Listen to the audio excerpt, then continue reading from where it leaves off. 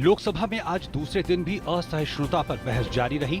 इस बीच आउटलुक पत्रिका ने केंद्रीय गृह मंत्री राजनाथ सिंह से उनके बयान को गलत तरीके से प्रकाशित करने के लिए माफी मांगी है। गौरतलब है कि सोमवार को लोकसभा में असहिष्णुता के मुद्दे पर चर्चा के दौरान भारी हंगामा हुआ था। पत्रिका ने अपने बयान में कहा है कि उन्होंने गृह मंत्री का बयान बिना जांच पड़ताल के ही प्रकाशित कर दिया था।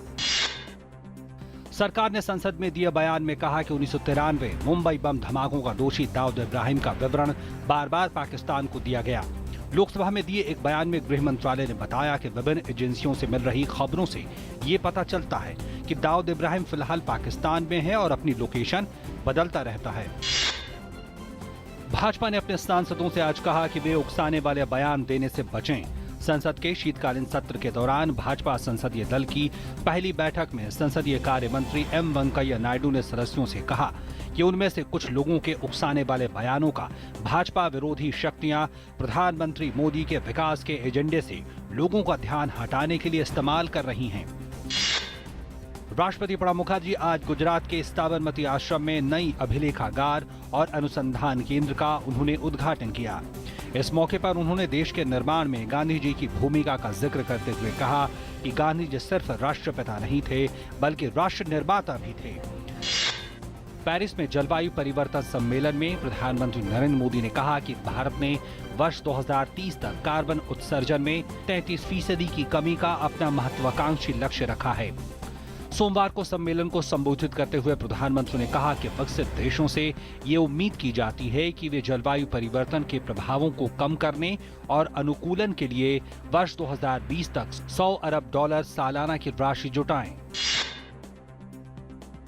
भारतीय रिजर्व बैंक ने आज द्विमासिक मौद्रिक नीति की समीक्षा की।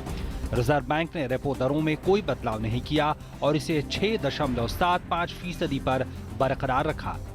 सीआरआर में भी कोई बदलाव नहीं किया गया।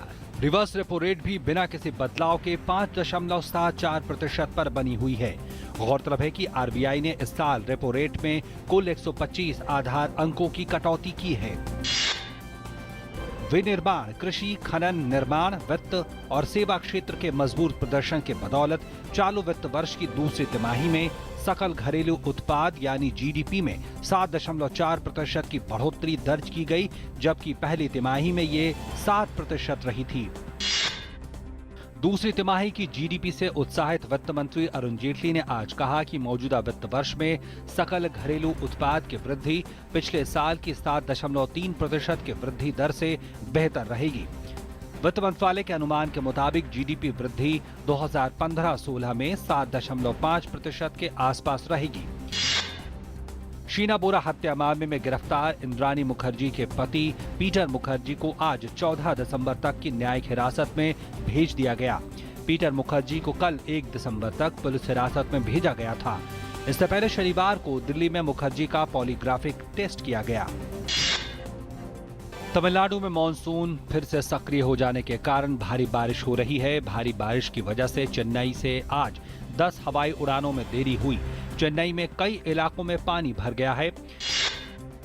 रूस के राष्ट्रपति व्लादिमीर पुतिन ने तुर्की पर आरोप लगाते हुए कहा है कि तुर्की ने रूस के लड़ाकू विमान को इसलिए निशाना बनाया ताकि इस्लामिक स्टेट द्वारा तुर्की को तेल की आपूर्ति को संरक्षण दिया जा सके। पुतिन ने ये बात पेरिस में संयुक्त राष्ट्र जलवायु परिवर्तन सम्मेलन के इतर एक समाचार सम्मेलन को संबोधित करते हुए कही। ब्रिटेन के प्रधानमंत्री डेविड कैमरन ने कहा है कि वो सीरिया में इस्लामिक स्टेट आईएस के खिलाफ हवाई हमले शुरू करने के लिए वो बुधवार को संसद में एक बहस और मतदान कराएंगे।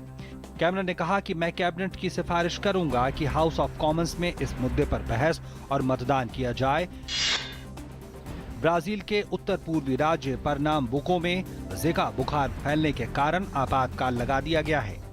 अफ्रीका में पाए जाने वाले एक जहरीले किस्म के मच्छर से ये बुखार होता है। ये नवजात शिशुओं में कई किस्म की दिक्कतें पैदा करता है। विश्व स्वास्थ्य संस्थान WHO की एक टीम ब्राजील पहुंचेगी और हालात का जायजा लेगी। सीमा सुरक्षा बल आज अपना 50वां स्थापना दिवस मना रहा है। दिल्ली स्थित छावला BSF कैंप में सीमा सुरक्षा बल के जवानों ने स्थापना दिवस के अवसर पर केंद्रीय गृह मंत्री राजनाथ सिंह को सलामी दी। सीमा सुरक्षा बल देश का एक प्रमुख अर्धसैनिक बल है जिसका गठन 1 दिसंबर 1965 को हुआ था। नई दिल्ली में आज विशेष रूप से सक्षम लोगों के लिए पहले अंतर्राष्ट्रीय फिल्म महोत्सव का आयोजन किया जा रहा है। सरकार देश में पहली बार ऐसी अंतर्राष्ट्रीय फिल्म महोत्सव का आयोजन कर रही है।